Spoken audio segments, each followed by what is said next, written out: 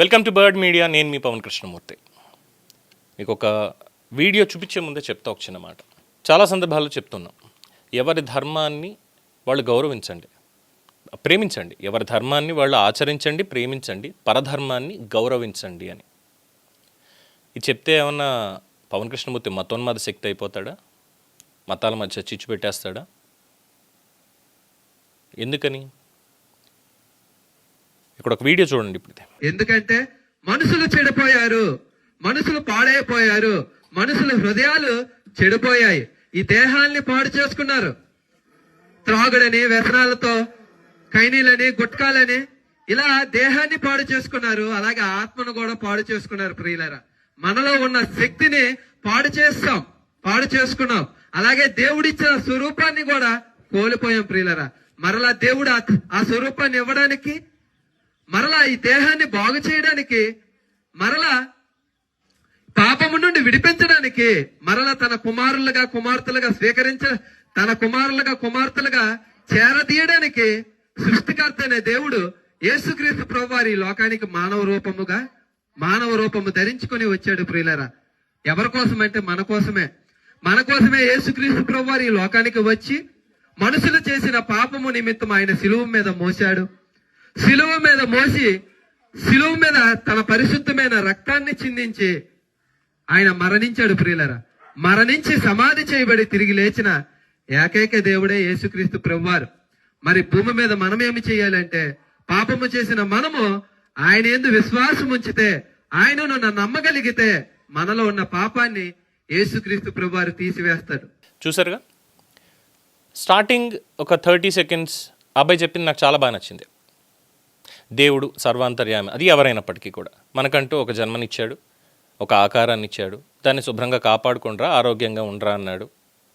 కైనీలని, గుట్కాలని, మద్యమని, ఇంకోటని వీటితో ఎందుకురా తగలేసుకుంటారు అని చెప్పని అన్న పర్టికులర్ మాట ఏదైతే ఉందో, ఐ అగ్రీ ఫర్ దట్. తప్పు లేదు. అది ఎక్కడి నుంచినైనా ఎవరి దగ్గరైనా చెప్పొచ్చు. అది సాధారణమైనటువంటి ఒక మాట. కానీ దాని తర్వాత పోర్షన్ కంప్లీట్ చేసే దగ్గరకు వచ్చేసరికి చెప్పుకుంటూ వచ్చాడు. చూసారా, అది కూడా నాకు అభ్యంతరం కాదు. ఎక్కడ అభ్యంతరం అంటే, ఆ పర్టికులర్ ప్లేస్లో నించుని మైక్ పెట్టి చెప్పడం అనేటువంటిది అభ్యంతరకరం, నిజంగానే అభ్యంతరకరం. ఆ వెనకాల ఏముంది చూసారుగా, అక్కడ ఉన్నటువంటిది కనకదుర్గ గుడి. ఒక ఊళ్ళో ఒక కనకదుర్గ గుడి. అక్కడికి వెళ్ళి అంత పెద్ద భారీ స్పీకర్ అక్కడ పెట్టి మైక్లో ఇలాంటి మాటలు మాట్లాడమని అసలు పర్మిషన్ ఎవరిచ్చారు? మైక్ పర్మిషన్ ఉందని అడగచ్చుగా అక్కడ. ఎందుకు ఇలాంటి పనులు చేయడం? ప్రొవొకేషన్ కాకపోతే ఇలాంటి పనులను చేస్తూ ఇది క్వశ్చన్ చేస్తేనేమో అదిగో మతోన్మాద శక్తులు, వీళ్ళు బీజేపీ వాళ్ళు, ఆర్ఎస్ఎస్ వాళ్ళు, విహెచ్పి వాళ్ళు, ఇంకొక వాళ్ళు, బజరంగాని, ఇంకోటని ఇది పెట్టేసి మతాల మధ్య చిచ్చు పెట్టేస్తున్నారు. సమాజంలో ఎలాంటిది లేదు. ఇలాంటిది ఉంది కాబట్టే కదా ప్రశ్నించాల్సి వస్తుంది. ఇదే పని, ఫర్ ఇన్స్టెన్స్, నేను ఒక మంచి పెద్ద స్పీకర్ నేను తీసుకొని చక్కగా పంచగట్టుకొని, కండువా వేసుకొని, నామం పెట్టుకొని, లేదంటే తిలకం పెట్టుకొని వెళ్ళి ఒక పెద్ద చర్చి ముందు నేను నించొని, నేను భగవద్గీత శ్లోకాల్లో ఉన్నట్టుగా నేను చెప్పుకుంటూ, ఉన్న పురాణాల్లో, ఇతిహాసాల్లో ఉన్నట్టుగా చెప్పుకుంటూ, ఇది ఒక్కటే మార్గం, మోక్ష మార్గం అంటే ఇది మాత్రమే, ఇంకెవరూ లేరు ఇక్కడ, ఇంకేమీ చేయలేదు, ఇది నేను మాట్లాడాను అనుకోండి. యేసుప్రభు ఒక్కడే అంటాడు. అక్కడ కూర్చొని గుడి ముందు నుంచి యేసుప్రభు ఒక్కడే ఇది చేశాడు అంటాడు. నేను వెళ్ళి రాముడి గురించి చెప్తాను, కృష్ణుడి గురించి చెప్తాను, విష్ణుమూర్తి గురించి చెప్తాను, శివుడి గురించి చెప్తాను, కనకదుర్గ గురించి చెప్తాను, లక్ష్మీదేవి గురించి చెప్తాను, సరస్వతిదేవి గురించి చెప్తాను, అన్నీ చెప్పుకుంటూ వెళ్తాను, అన్నీ చెప్తాను. అసలు నేను పుట్టగానే పాపిని అన్నటువంటి వాడు పాపే. అసలు నేను ఎటువంటి పాపాలు చేయలేదు. నేను పాపం చేస్తున్నానంటే నా కర్మఫలం అనేది ఉంటుంది. ఆ కర్మఫలానికి తగినట్టుగా ఏముందనేది హిందూ ధర్మంలో, సనాతన ధర్మంలో చెప్పబడి ఉంది. ఇది మాత్రమే తప్ప మిగతావన్నీ కూడా పాషాణ మతాలు, ఎడారి మతాలు అన్న మాట మాట్లాడాను అనుకోండి. Will they accept? వాళ్ళు యాక్సెప్ట్ చేయరు. పైపెచ్చి ఏం చేస్తారంటే బంబార్డింగ్, దాడులు కూడా చేస్తారు అవసరం అయితే. వాళ్ళకి రాజ్యాంగం కల్పించినటువంటి హక్కు అంటారు. మరి అదే రాజ్యాంగం నాకు కూడా కల్పించిందిగా హక్కు. నేను కూడా మైక్ పెట్టుకుని వెళ్తాను, అక్కడికి వెళ్ళి చర్చి ముందే కూర్చుని రోజు మాట్లాడతా ఇదే, మీరు పాపాలు చేస్తున్నారు, ఇది కాదు అని మాట్లాడతా. ఒప్పుకుంటారా వాళ్ళు? సామరస్యపూర్వకంగా రాజ్యాంగం కల్పించినటువంటి హక్కు ప్రకారం మీకు ప్రకటించే స్వేచ్ఛ ఉన్నప్పటికీ దానికి పరిమితులు ఉన్నాయి, ప్రతిదానికి పరిమితులు ఉన్నాయి. అందులోనూ ఇది భారతదేశం, సనాతన దేశం. ఇది సెక్యులర్ అనేటువంటి వర్డ్కి ఇప్పుడు చాలామంది ఇది మొహమాటం లేదండి. రాజకీయాలు ఏదో కాదు, రాజకీయ నాయకులు ఈరోజు వస్తారు, పోతారు. ధర్మాన్ని పట్టుకుని ఉన్నాడు ఖచ్చితంగా ధర్మమే నడిపిస్తుంది అన్నటువంటి పాయింట్, అది ఎవరికైనా సరే ధర్మమే నడిపిస్తుంది అన్నటువంటి పాయింట్ ఉన్నప్పుడు ఆ ధర్మాన్ని నమ్ముకున్నప్పుడు ధర్మం ఏం చెప్పింది, పరధర్మాన్ని గౌరవించు అని చెప్పింది. నేను గౌరవిస్తాను, నాకు అవసరం లేదు, నా ధర్మం నాకు ఉంది, నా ధర్మం గురించి నేను తెలుసుకునేది ఇంకా అణువంతే, చూడాల్సింది ఇంకా ఎంత ఉందో అనంతవంత ఉంది. అలాంటి దాని గురించి ఇప్పుడు దైవదూషణ చేస్తూ ఇది ఒక్కళ్ళు మాత్రమే మిగతా వాళ్ళు ఎవరు కాదు అంటూ అక్కడ అమ్మవారి ఆలయం ముందు నుంచి నీ చేయడం అనేది క్రైమ్ కాదా?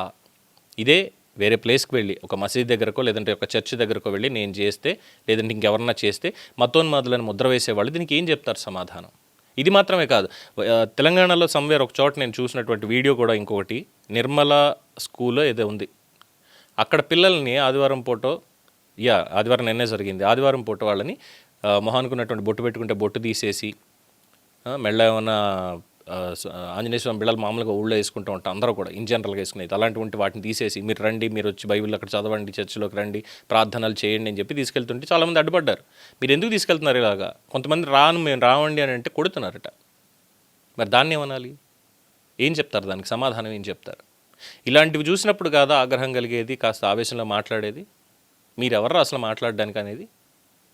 నా క్లాసులు పీకేవాళ్ళు లేదు, నాలాంటి వాళ్ళు మాట్లాడేవాళ్ళు క్లాసులు పీకేవాళ్ళు ఒకసారి ఆలోచించండి. మనం చేసేది తప్ప కాదా అనేటువంటిది విచక్షణ ఉంటుంది. లేదు మా ఎజెండా ఇదే, ఇలాగే ఉంటుంది ఇదే అంటే దానికి తగ్గట్టుగానే రిపర్కషన్స్ కూడా ముందు ఎదురవుతాయి.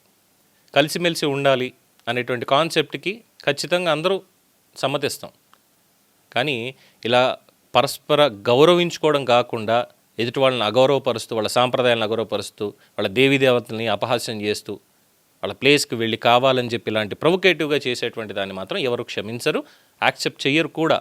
సమాజంలో చైతన్యం అనేది వస్తుంది. ఇన్నాళ్ళు మనకు తెలియదు కాబట్టి ఇప్పుడు మొత్తం తెలుసుకుంటున్నారు, ప్రతి ఒక్కటి లోతుపాతులు ఏంటనేది అన్నీ కూడా తీస్తున్నారు బయటికి, దాంతో చైతన్యవంతం అవుతుంది. అది చాలామందికి నచ్చట్లా, అందుకని ఇలాంటి కార్యక్రమాలు చేస్తున్నారు.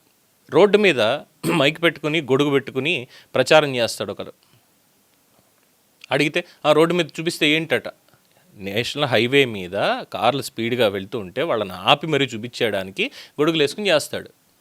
ఇలాంటివి కూడా క్వశ్చన్ చేయకూడదు.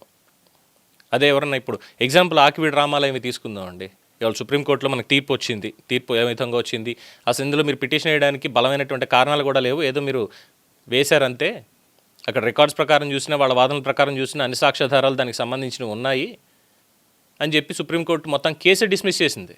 ఆ రోజు వీడియో కూడా చూపించి ఆకివీడు రామాలయంలో ఏం జరుగుతోంది అన్నదానికి, అక్కడ ఎందుకు కట్టకూడదు అన్నదానికి ఒక ముసలావిడ చెప్పింది, పెద్దపేటలో ఉన్నటువంటి ఒక ముసలావిడ చెప్పినటువంటి మాట ఏంటి, ఇక్కడ రామాలయం కడితే పొద్దున్న లేస్తారు, పంతులు వస్తాడు, పూజలు చేస్తారు, మైక్ పెడతారు, మంత్రాలు ఇంపిస్తూ ఉంటాయి, మాకు అవి నచ్చవు, అందుకే అక్కడ కట్టకూడదు. దీనికి వెళ్ళి ప్రబుద్ధులు కేసు వేశారు, వాదించడానికి ముందుకు వెళ్ళిపోయారు. అంటే ఏం చేయాలి ఇక్కడ, ఏమనాలి ఇక్కడ అంటే ఈ దేశంలో రామాలయం కట్టడానికి అవకాశం లేదు వాళ్ళ ప్రకారం. ఎందుకు? వాళ్ళు ఎక్కడో పరాయి దేశంలో పుట్టి ఇక్కడికి వచ్చినటువంటి మతాన్ని నమ్ముకుని ఆ ధర్మాన్ని ఆచరిస్తూ ముందుకు వెళ్తున్నారు. సరే, దానికి ఏ కారణాలైనా అవ్వచ్చు, అది వాళ్ళ ఇష్టం. కానీ ఇక్కడున్న దాన్ని అడ్డుకోవాలి, ఇక్కడ దీన్ని లేకుండా చేయాలి అనేటువంటిది ఉంటే అప్పుడేం చెప్పాలి? దానికి తగ్గట్టుగానే సమాధానాలు చెప్పబడతాయి. ఏ రూపంలో వచ్చిందో ప్రశ్న, అదే రూపంలో సమాధానం కూడా చాలా క్లియర్ కట్గా ముందు ఉండే రోజులు ఉన్నాయి. No doubt in that. ఎవ్వరు దానికి బాధపడక్కర్లేదు, భయపడక్కర్లేదు. బట్ ఈ పర్టికులర్ వీడియోలో చూసిన దానికి మాత్రం ముందుగా చెప్పినటువంటి ఆ అవలక్షణాల గురించి మాట్లాడిన దాన్ని సమర్థించినప్పటికీ ఆ చేసినటువంటి ప్లేస్ కానీ కావాలని అక్కడ ఉండి చేసినటువంటి వ్యాఖ్యలు కానీ సమర్థనీయం కాదు, యాక్సెప్టెన్స్ అనేది లేదు. డెఫినెట్గా ఇలాంటి ప్రయత్నాలు ఎవరన్నా చేస్తుంటే మాత్రం ఊళ్ళో అడ్డుకోవాల్సిందే, దానికి తగ్గట్టుగా క్లియర్ చేయాల్సిందే. దీని మీద మీ అభిప్రాయం తెలియచేయండి. చూస్తూనే ఉండండి ది బర్డ్ మీడియా. ఈ వీడియో మీకు నచ్చినట్లయితే లైక్ చేయండి, షేర్ చేయండి, సబ్స్క్రైబ్ చేయండి. మరిన్ని అప్డేట్ల కోసం మా వాట్సాప్ ఛానల్ను ఫాలో చేయండి.